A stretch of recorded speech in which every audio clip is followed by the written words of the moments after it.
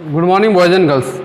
कल हमने साइंस के अंदर फ्यून के बारे में पढ़ा था, CNG।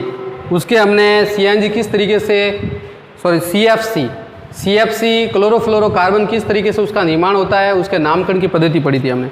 उसके कुछ मैंने एग्जाम्पल दिए थे आपको अणुसूत्र बनाने के। तो आज हम वो फार्मूले लिखते हैं, उसके आंसर लिखते हैं, फिर आगे बढ़ते हैं। पार्ट कौन सा चल रहे थे हम? 8 साइंस का। तो पहला मैंने लिखाया था आपको फ्यून 512, फिर दूसरा हमने लिखाया था फ्यून 212, फिर फ्यून मैं डायरेक्ट लिख रहा हूँ 317, चौथा था फ्यून 316, पांचवा था फ्यून 415, छठा था फ्यून 517, सातवां था फ्यून 616, आठवां था फ्यून 419, नौवां था वो था फ्यून 012, और 10वां जो था वो था फ्यून 718। अब इनके हमें अणुसूत्र बनाने थे। तो देखो इसका अणुसूत्र क्या हो जाएगा, मैंने क्या कहा था कि फ्यून 512 है, तो इसका अणुसूत्र में कैसे बनाएंगे? 5 है तो इसका एक ज़्यादा करें, यानी 6 ठीक है। फिर ये पीछे वाले मान किसके हैं? फ्लोरीन के। ये फ्लोरीन F2। तो 6 दूनी 12 और 2 14 होते हैं, तो क्लोरीन कितने हो जाएंगे? 2 तो लगे तो क्लोरीन कितने हो जाएंगे? 12 हो जाएंगे। 6 दूनी 12 और 2 14, तो कार्बन। तो ये हो गया फ्यून 512 का फार्मूला। फ्यून 212 का क्या हो जाएगा? कार्बन की संख्या कितनी हो जाएगी? 3। फ्लोरीन कितने हो जाएंगे? 2। ये कार्बन है, ये फ्लोरीन है। पीछे बचेंगे वो हम लिखेंगे क्लोरीन। तो 3 दूनी 6 और 2 8, 3 दूनी 6 और 2 8, तो 2 तो ये लग गए हैं। इसका मतलब क्लोरीन कितने लग जाएंगे? 6। फिर इसके बाद 317 की बात करें तो कार्बन यहाँ 3 है, तो यहाँ कितने हो जाएंगे? 4 हो जाएंगे। फ्लोरीन कितने हो जाएंगे? 7 हो जाएंगे। 4 दूनी 8 और 2 10, इसका मतलब क्लोरीन कितने हो जाएंगे? 3 हो जाएंगे। यहाँ देखते हैं तो कार्बन कितने? 4, फ्लोरीन कितने? 6। तो 4 दूनी 8 और 2 10 होते हैं, तो इसका मतलब क्लोरीन कितने हो जाएंगे? 4 हो जाएंगे। फिर इसकी बात करें तो बताओ कार्बन कितने? 5। ये 5 क्या फ्लोरीन है? ये 5 दूनी 10 और 2 12, यानी क्लोरीन 5 तो ये लग गया, तो ये कितने हो जाएंगे? 7 हो जाएंगे। कार्बन कितने हो जाएंगे? यहाँ पर 5 है तो ये 6 हो जाएंगे। फ्लोरीन कितने हो जाएंगे? 7। 6 दूनी 12 और 2 14, तो क्लोरीन भी कितने हो जाएंगे? 7 हो जाएंगे। यहाँ देखते हैं तो कार्बन कितने हैं? 7 हो जाएंगे। फ्लोरीन कितने हैं? 6 हो जाएंगे। 7 दूनी 14, 14 और 2 कितने हो जाएंगे? 16।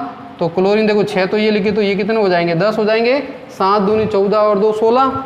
चलो आगे देखते हैं। ये कार्बन यहाँ 4 है तो कितने हो जाएंगे? 5, और फ्लोरीन कितने? 9। 5 दूनी 10, 10 और 2 12, तो इसका मतलब क्लोरीन कितने हो जाएंगे? यहाँ हो जाएंगे 3। फिर उसके बाद यहाँ बताओ कार्बन 0 है, तो यहाँ कार्बन कितना हो जाएगा? 1। फ्लोरीन कितने हैं? 2। 4 का कार्बन 1 का दुगुना 2, और 2 में 2 जोड़ा तो कितने हो गए? 4। तो 2 1 तो Cl2 कितने हो जाएंगे? 2। फिर उसके बाद यहाँ हो जाएंगे कार्बन 8।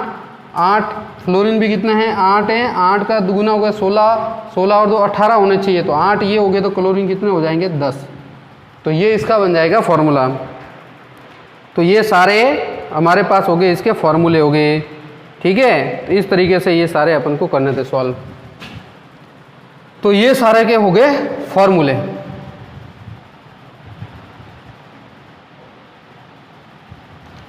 पाँच 14, 6 हो तो 14 लगेंगे। 7 है तो दुगुना कितना हो गए? 7 है 14 और 2 16।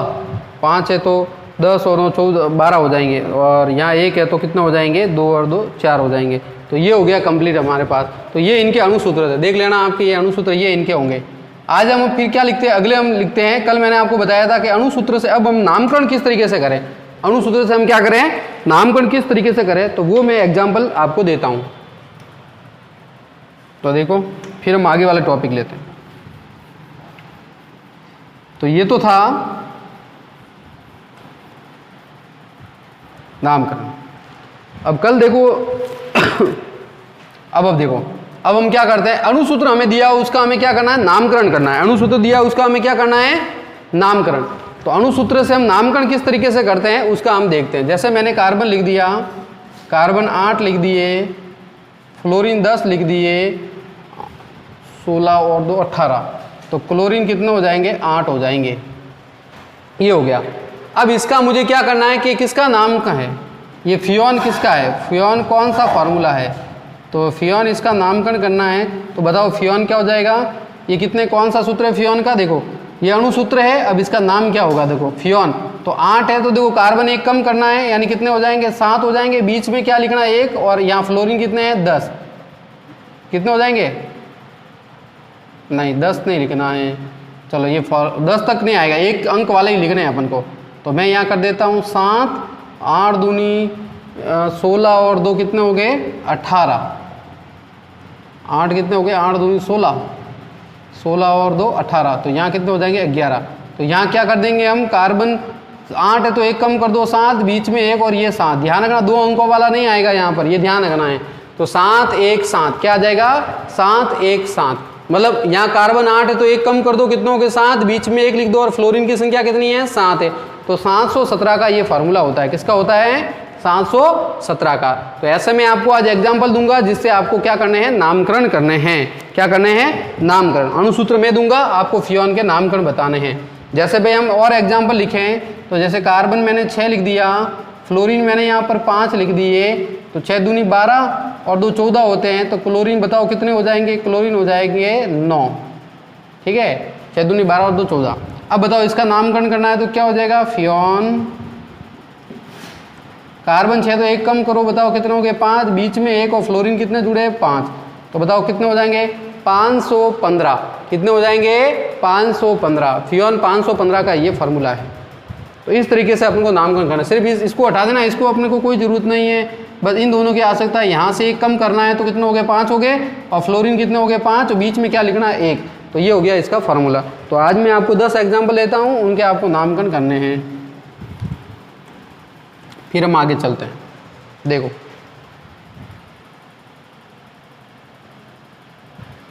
पहला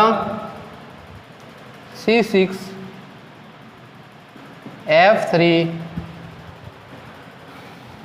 और क्लोरीन हो जाएंगे 14, तो 11। दूसरा है कार्बन 4 F8 क्लोरीन 2। तीसरा हो जाएगा कार्बन 5 F2 तो क्लोरीन 10। चौथा हो जाएगा कार्बन 4 F3 तो 10 तो क्लोरीन 7। पांचवा हो जाएगा कार्बन 6 फ्लोरीन 6, 6 दूनी 12 और 2 14, तो क्लोरीन कितने हो जाएंगे, 8। छठा है कार्बन 7 फ्लोरीन 8, 7 दूनी 14, 14 और 2 16, तो क्लोरीन कितने हो गए, 8।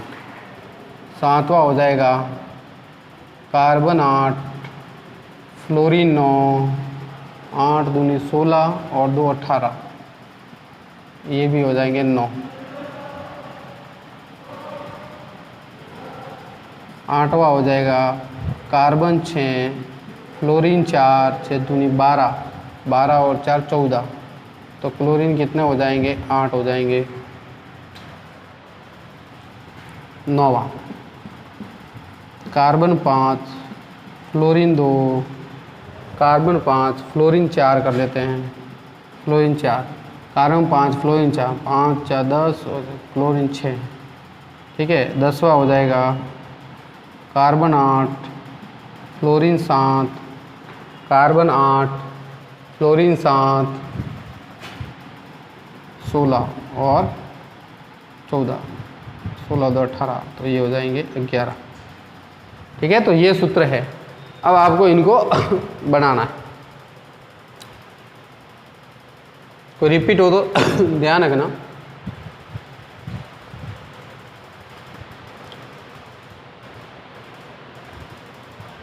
ठीक, तो ये आपको बनाने हैं।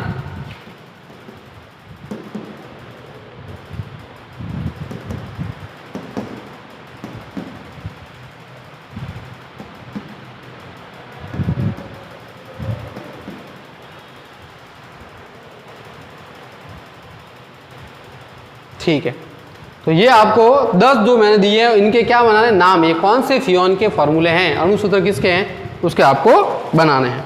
चलो अब हम चलते आगे।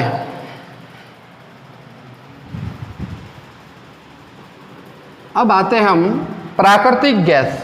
तो कार्बन के अगले, ये तो था CFC, अब हम उपयोग, महत्वपूर्ण उपयोग पढ़ते हैं। उसमें अब पहले आते हैं CNG। क्या आते हैं, CNG। CNG के बारे में, अन्य जो महत्वपूर्ण यौगिक है वो क्या है, CNG, और दैनिक जीवन में हम यूज करते हैं। CNG का पूरा नाम हम लिखे हैं तो इसे हम क्या कहते हैं, compressed natural gas. Compressed natural gas क्या कहेंगे, संपीड़ित प्राकृतिक गैस। इंग्लिश में इसको क्या कहते हैं, कंप्रेस्ड नेचुरल गैस, यानी संपीड़ित। हिंदी में इसको क्या कहेंगे हम, संपीड़ित प्राकृतिक गैस। संपीड़ित प्राकृतिक गैस। तो CNG का नाम क्या है, कंप्रेस्ड नेचुरल गैस इंग्लिश में, और हिंदी में हम इसको कहेंगे तो संपीड़ित प्राकृतिक गैस। इसमें क्या होता है, ये होता है मेथेन। कौन सी गैस इसमें होती है, मेथेन, और कुछ होते हैं हाइड्रोजन। कौन सी गैस होती है, मेथेन गैस। ध्यान रखना, मेथेन गैस होती है ये, और कुछ क्या होते हैं, कुछ इसमें होते हैं, साथ ही कुछ हाइड्रोकार्बन्स भी होते हैं। कुछ क्या होते हैं, हाइड्रोकार्बन्स, हाइड्रोकार्बन्स भी होते हैं। तो कंप्रेस्ड नेचुरल गैस संपीड़ित प्राकृतिक गैस, इसलिए कौन सी होती है, मेथेन गैस होती है, और कुछ इसमें क्या कहलाते हैं, हाइड्रोकार्बन्स भी होते हैं। क्या होते हैं, हाइड्रोकार्बन्स भी होते हैं।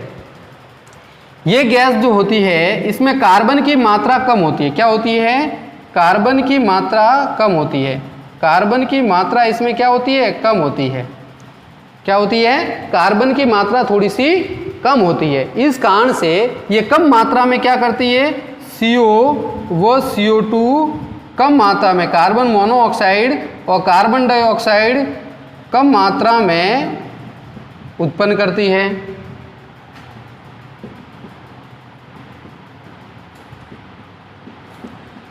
ध्यान रखना कि ये गैस क्या करती है, इसमें कार्बन की मात्रा कम होती है, जिस कारण से कार्बन मोनोऑक्साइड और कार्बन डाइऑक्साइड जब इससे बाहर निकलती है तो ये बहुत कम मात्रा में निकलती है, इसलिए पर्यावरण के लिए क्या मानी जाती है, सुरक्षित। इस कारण से ये पर्यावरण के लिए थोड़ी सी क्या होती है, सुरक्षित। तो ये पर्यावरण के लिए कैसी होती है, पर्यावरण के लिए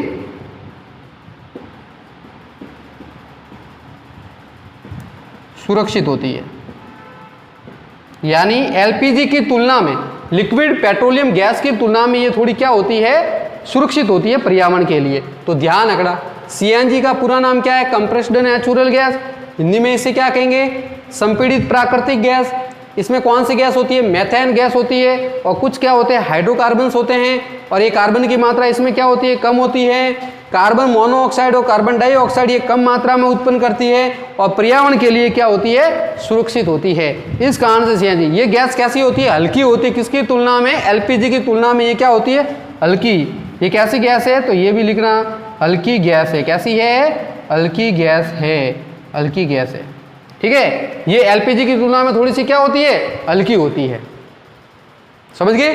अब देखो, अब इसका उपयोग हम कहाँ करते हैं, इसका उपयोग हम करते हैं, एक तो करते हैं इसका उपयोग कहाँ पर, इसका उपयोग हम करते हैं एक तो ईंधन में, ईंधन जलाने के लिए भी इसका उपयोग होता है ईंधन के रूप में, और दूसरा इसका उपयोग होता है वाहनों में पेट्रोल के स्थान पे, पेट्रोल के स्थान, पेट्रोल डीजल के स्थान पर आपने देखा कि CNG वाहन आते हैं। क्या आते हैं, CNG, जिसमें CNG cylinder, CNG petrol pump, जहां से CNG गैस भरी जाती है। क्यों, क्योंकि वातावरण के लिए CNG गैस, जो भी महानगर हैं उसमें CNG वाले वाहन चलते हैं, क्योंकि वो कम कार्बन मोनोऑक्साइड कार्बन डाइऑक्साइड का कम श्रावण करेंगे, यानी उनको बाहर कम उत्पन्न करेंगे, तो पर्यावरण शुद्ध रहेगा। इसलिए वाहन कैसे सीएनजी युक्त बनाया जाता है कि अपने वाहनों में सीएनजी आप सिलेंडर लगाएं, ताकि वाहन है वो अधिकतम जो ये हानिकारक गैसें है वो नहीं, ताकि पर्यावरण का जो वातावरण है वो क्या है, तापमान है वो क्या रहे, कम रहे।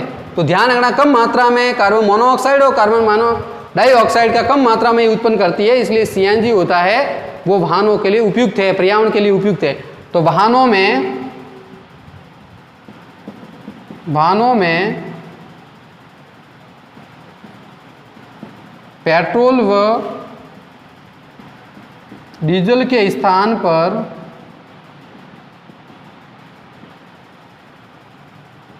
सीएनजी का उपयोग। तो वाहनों में पेट्रोल और डीजल के स्थान पर किसका उपयोग किया जाता है, सीएनजी का। तो एक तो वाहनों में पेट्रोल व डीजल के स्थान पर, और एक ईंधन के रूप में इसका हम क्या करते हैं, यूज करते हैं। तो समझ गए, सीएनजी का पूरा नाम क्या है, कंप्रेस्ड नेचुरल गैस, हिंदी में क्या कहेंगे, संपीड़ित प्राकृतिक गैस। मेथेन गैस, कुछ हाइड्रोकार्बन उच्च ताप और दाब पर इनको क्या कंप्रेस्ड किया जाता है, तब ये गैस बनती है। उच्च ताप और दाब पर इनको क्या किया जाता है, कंप्रेस्ड किया जाता है, तब ये गैस बनती है। क्या है, कार्बन की मात्रा कम होती है, कार्बन मोनोऑक्साइड CO2 मात्रा कम मात्रा में उत्पन्न करती है, और पर्यावरण के लिए क्या होती है, सुरक्षित होती है। और कैसी गैस है, हल्की गैस है, उपयोग कहाँ करेंगे, ईंधन के रूप में, और वाहनों में पेट्रोल और डीजल के स्थान पर। चलो अब सीएनजी के साथ बाद हम किसके आते हैं, एलपीजी की बात करते हैं। फिर दोनों की हम क्या करेंगे, दोनों के अंदर डिस्कस करेंगे, अंतर देखेंगे भाई कौन सुरक्षित गैस है। देखो अब आते हैं, कभी कभी सवाल भी पूछते हैं कि सीएनजी एलपीजी की तुलना में श्रेष्ठ क्यों है, ऐसा सवाल भी पूछते हैं। अब हम पढ़ते हैं एलपीजी, ये छोटे मोटे सवाल इसमें परीक्षा में पूछ लेते हैं। एलपीजी को हम क्या कहते हैं, इसका इंग्लिश में पूरा नाम लिक्विड या लिक्विफाइड भी कहते हैं, लिक्विड पेट्रोलियम गैस।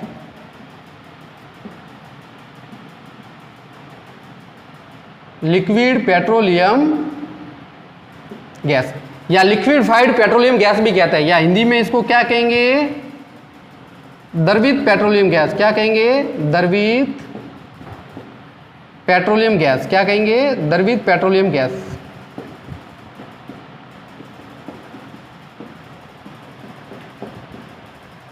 ध्यान रखना, इंग्लिश में कहेंगे लिक्विड पेट्रोलियम गैस या द्रवित पेट्रोलियम गैस। ये क्या होते हैं, जो पेट्रोल पदार्थ है के ऊपर की ओर जो पेट्रोलियम निकाले जाते हैं, तो इसके ऊपर की ओर ये गैस होती है, और उच्च ताप देके इस गैस को बनाया जाता है। ध्यान रखना, पेट्रोलियम जो पदार्थ होते हैं, पेट्रोलियम पदार्थ में क्या होता है, मोम, ये सारे पदार्थ, केरोसिन वगैरह, ये सारे जो होती है वो पेट्रोलियम पदार्थ के अंदर आते हैं। तो पेट्रोलियम पदार्थ के ऊपर की ओर कहाँ होती है, ऊपर की ओर ये गैस होती है, और कैसी होती है, प्राकृतिक गैस होती है। ये भी कैसी होती है, प्राकृतिक गैस होती है, प्राकृतिक गैस। पेट्रोलियम पदार्थ के ऊपर की ओर क्या होती है, प्राकृतिक गैस होती है। अब इस प्राकृतिक गैस को क्या करते हैं, उच्च ताप पे संपीड़ित किया जाता है। इसको उच्च ताप पे क्या किया जाता है, संपीड़ित किया जाता है। अब क्या करते हैं, इस प्राकृतिक गैस को, प्राकृतिक गैस को उच्च ताप पर संपीड़ित किया जाता है। क्या किया जाता है, संपीड़ित किया जाता है, तब जाके ये गैस का निर्माण होता है। तो किसका निर्माण होता है, एलपीजी का। प्राकृतिक गैस को उच्च ताप पर जब संपीड़ित किया जाता है, पेट्रोलियम जो पदार्थ निकलता है उसके ऊपर की ओर पाई जाती है, और इसकी प्राकृतिक गैस को जब उच्च ताप पर संपीड़ित किया जाता है तो क्या बनती है, एलपीजी बनती है। क्या बनती है, एलपीजी का निर्माण होता है। अब इसमें मुख्यतः कौन सी गैस होती है, ब्यूटेन व प्रोपेन। क्या होती है, ब्यूटेन और प्रोपेन गैस। उसमें मेथेन होती है, इसमें क्या होती है, मुख्यतः ब्यूटेन और प्रोपेन गैस होती है। ध्यान रखना, कौन सी गैस होती है, ब्यूटेन और प्रोपेन। इसका हम ध्यान से 4 कार्बन वाली, प्रोपेन यानी 3 कार्बन वाली। तो इसमें मुख्यतः कौन सी गैस होती है, ब्यूटेन और प्रोपेन। कौन सी होती है, ब्यूटेन और प्रोपेन। और सीएनजी में कौन सी होती है, मेथेन गैस होती है। ठीक है, ध्यान रखना, ये थोड़ी क्या होती है, भारी गैस होती है। कैसी होती है, भारी गैस होती है। कैसी गैस होती है, भारी गैस होती है। ध्यान रखना, तो जब उच्च ताप पर पेट्रोलियम के पदार्थ के ऊपर पाई जाती है तो इसको उच्च ताप पर संपीड़ित किया जाता है, और संपीड़ित करने के बाद क्या की जाती है, इसको हम प्राप्त करते हैं। ध्यान, इसमें कौन सी गैस, ब्यूटेन, और ये कैसी गैस है, भारी गैस है। कैसी गैस है, भारी गैस है। आई बात समझ में। तो एलपीजी का पूरा नाम लिक्विड पेट्रोलियम गैस, द्रवित पेट्रोलियम गैस, पेट्रोलियम पदार्थ के ऊपर की ओर जो प्राकृतिक गैस होती है उस प्राकृतिक गैस को उच्च ताप पर संपीड़ित किया जाता है। और संपीड़ित कैसे और किसमें, वो भी प्रभाजी आसवन द्वारा। ये किया भी किसके द्वारा जाता है, ध्यान रखना, इसको संपीड़ित किया जाता है और फिर किससे, प्रभाजी आसवन, प्रभाजी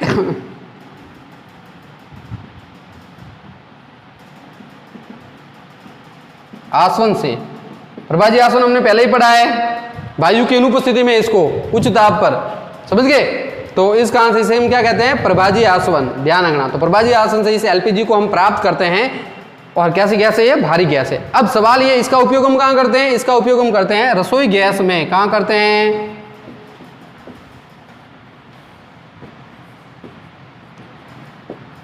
रसोई गैस के रूप में, रसोई गैस के रूप में इसका उपयोग हम किया जाता है, समझ गए। या व्यापारिक तौर पे इसका उपयोग हम करते हैं, जो भी ये जो दुकानें वगैरह हैं वहाँ पर ये करते हैं। तो उपयोग क्या करेंगे इसका, रसोई गैस के रूप में यूज करते हैं जो घरों के अंदर। अब आपने देखा होगा, एक सवाल हमें ये पूछते हैं कि सीएनजी की तुलना में, सॉरी एलपीजी की तुलना में सीएनजी अधिक सुरक्षित है, क्यों, ऐसा सवाल हमें परीक्षा में पूछा जाता है।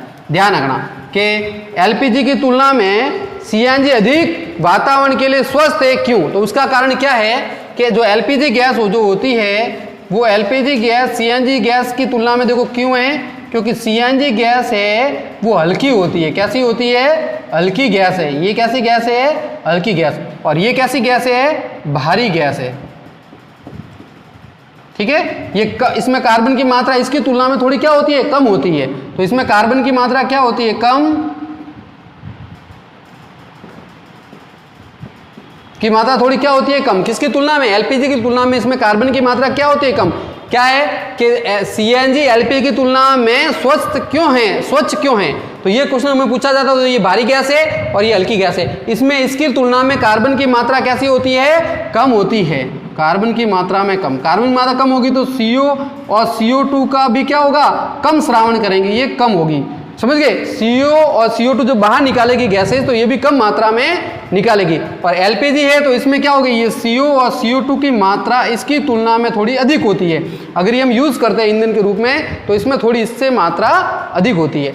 दूसरी बात, अब जैसे ही कभी आग लग जाती है, मान लिया कभी आग लग गई तो ये क्या होता है, आग लगने पर क्या होता है कि आग लगने पर ये एलपीजी गैस भारी होने के कारण क्या होता है कि ये सतह में रह जाती है। जहां आग लगती है ना तो उसके सतह में ये नीचे ऐसे की ऐसी रह जाती है, एक जगह इकट्ठा हो जाती है। और जैसे ही क्या होता है, जब भी ये रिसाव होता है, जैसे भाई एलपीजी गैस का रिसाव हो गया, भाई गैस की टंकी में से एलपीजी गैस लीक हो रही है, कहीं से रिसाव हो रहा है उसका, तो ये क्या होता है, भारी होने के कारण, जैसे यहां से टंकी है इस तरीके से जहां से बनी हुई है, तो इसमें क्या होगा कि जैसे ये मैंने कहा कि ये इस तरीके से टंकी बनी हुई है।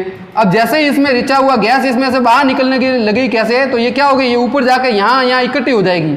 यहाँ क्या कहोगे, इसके आसपास ऊपर वाले वातावरण में यहाँ जाके इकट्ठी हो जाएगी, क्योंकि भारी होने के कारण ये सतह पे क्या होती है, जम जाती है। और जैसे ही कोई स्पार्किंग होती है या जैसे ही कोई आग वगैरह या चिंगारी वगैरह लगती है या लाइट ऑन करते हैं तो ये क्या होती है, आग पकड़ लेती है और ये हमारे लिए क्या होती है, नुकसानदायक होती है। विस्फोट भी बड़ा हो सकता है। ये विस्फोट भी कब होगा, जब ये गैस सिलेंडर फटेगा, तब तक हम इस आग को बुझा सकते हैं। लेकिन सीएनजी क्या होता है, सीएनजी में से अगर गैस का रिसाव होता है तो सीएनजी हल्की होने के कारण क्या हो जाती है, फैल जाती है और जहां भी इसको स्थान दिखता है वहां से ये क्या हो जाती है, बाहर निकल जाती है। इस कारण से सीएनजी होती है वो एलपीजी की तुलना में क्या होती है, सुरक्षित होती है। ध्यान रखना, सीएनजी एलपीजी की तुलना में सुरक्षित क्यों, क्योंकि एक तो इसमें कार्बन की मात्रा कम है, सी और CO2 कम मात्रा में स्रावित करेगी, और कैसी होती है, हल्की गैस। अगर इसका रिसाव भी हो जाता है तो हल्की होने के कारण ये क्या होती है, वातावरण में फैल जाती है। और ये भारी होने के कारण क्या होती है, वातावरण में इसी तरह सतह पर ये क्या होती है, बनी रहती है। थोड़ी सी स्पार्किंग या आग लगने की कहीं पर भी संभावना हुई तो ये सीधी सी क्या होगी, आग पकड़ लेगी और ये हमारे लिए क्या होती है,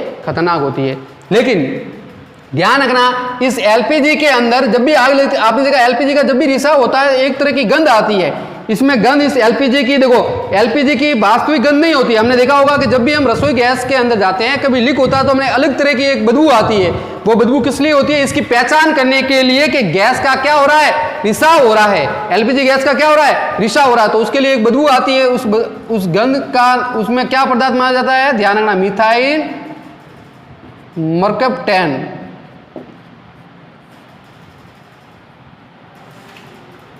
तो ये पदार्थ जो है मिथाइल मर्कप्टैन, इसके अंदर मिलाया जाता है। किस लिए मिलाया जाता है? ये मिलाया जाता है इस एलपीजी गैस का रिसाव हो तो उसकी पहचान हो जाए, तो उसके लिए उसमें कौन सा पदार्थ मिलाया जाता है? मिथाइल मर्कप्टैन। इसमें क्या मिलाया जाता है? पदार्थ मिलाया जाता है जो एलपीजी गैस जब लीक होती है, रिसाव जब इसका होता है तो उसकी गंध की हम पहचान करते हैं। आपने देखा होगा घरों के अंदर जब भी एलपीजी गैस बाहर निकलती है तो एक विशेष प्रकार की हमें गंध आती है। इससे हमें पता चलता है कि कहीं ना कहीं वो गैस लीक हो रही है। तो उसमें कौन सा पदार्थ मिलाया जाता है? मिथाइल मर्कप्टैन उसके अंदर पदार्थ मिलाया जाता है जो एलपीजी गैस की पहचान करती है कि ये कहीं से क्या हो रही है? रिसाव हो रही है। तो ध्यान रखना कि सीएनजी गैस एलपीजी गैस की तुलना में क्या होती है? सुरक्षित और सहायक होती है। ठीक है, तो ये थे कार्बन के आज यौगिक। अब कल हम इसका नेक्स्ट चैप्टर जो है वो अंतिम चैप्टर होगा बहुलक, वो हम कल पढ़ेंगे। तो कल आज मैंने जो 10 क्वेश्चन दिए आपको ये सॉल्व करने हैं, और सीएनजी और एलपीजी के अंदर जो डिफरेंस है वो हमने आज पता कर लिया कि इसके अंदर क्या डिफरेंस है। एलपीजी का पूरा नाम हमने पढ़ लिया लिक्विड पेट्रोलियम गैस या लिक्विफाइड पेट्रोलियम गैस, और सीएनजी का क्या है? Compressed natural gas. सीएनजी कैसी गैस होती है? हल्की होती है, कार्बन की मात्रा कम मात्रा में CO और CO2 का कार्बन मोनोऑक्साइड और कार्बन डाइऑक्साइड का श्रावण करती है। ये भारी गैस होती है, इसे अधिक मात्रा में थोड़ी होती है, आग लगने पर क्या होती है? ये सतह पर इकट्ठी हो जाती है, उसके आसपास इकट्ठी हो जाती है, क्योंकि भारी होने के कारण वही बनी रहती है, और ये हल्की होने के कारण रिसाव इसका हो जाता है, इसलिए नुकसान कम होता है। ये वही रहती है, थोड़ी सी अगर स्पार्किंग या चिंगारी हुई तो क्या होती है? आग लग सकती है, और ये हमारे लिए नुकसानदायक भी हो सकता है। लेकिन इस एलपीजी गैस की पहचान कैसे करें? तो इसके लिए क्या मिलाया जाता है? मिथाइल मर्कप्टैन एक पदार्थ मिलाया जाता है जिससे इसकी पहचान हो जाती है कि ये गंध क्या हो, ये जो गैस है वो उसका रिसाव हो रहा है या ये लीक हो रही है। तो ध्यान रखना, इस पदार्थ का नाम भी हमें याद रखना है। ठीक है, तो आज के लिए इतना ही। नेक्स्ट वीडियो हम कल अपलोड करेंगे और वो होगा उसका अंतिम टॉपिक इस पार्ट का। फिर ये केमिस्ट्री के जो चैप्टर है वो सारे कंप्लीट हो जाएंगे। धन्यवाद।